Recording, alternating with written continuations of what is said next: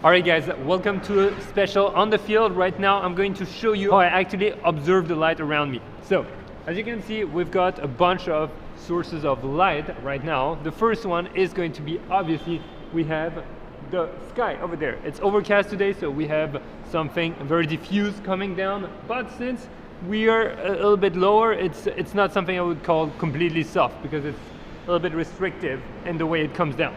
Next, we have obviously a ton of lights coming from the bar down there, which looks kind of cool. We've got the light reflecting on that window, we've got the light going through that window, we've got some reflection into those little puddles, which could be used for a shot.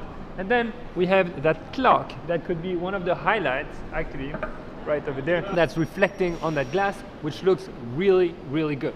On top of that, if we come that way, we can also notice that we have all those lamps over there, and I think it's like a mix of fluor and incandescent, and we've got some other lights that are like projectors that are a little bit more blue. So, how would you use those different lights here? Well, it's going to be very interesting because you can use, for example, if you want to light someone's face, that light from the ceiling is going to be very good because it's slightly soft, but also it's very consistent.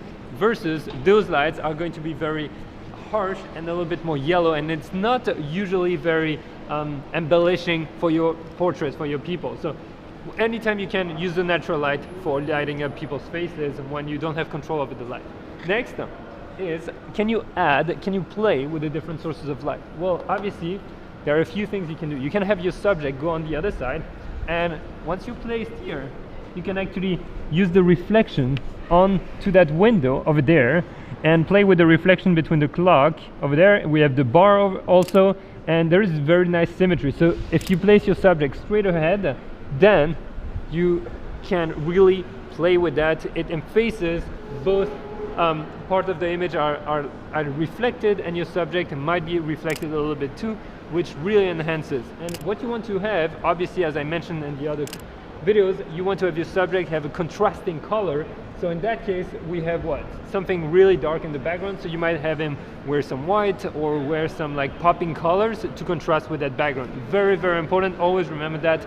How do you make your subject stand out? What is your story? If you were shooting for a watch brand or something like that, you could use that clock to really give some context as to what you're trying to shoot.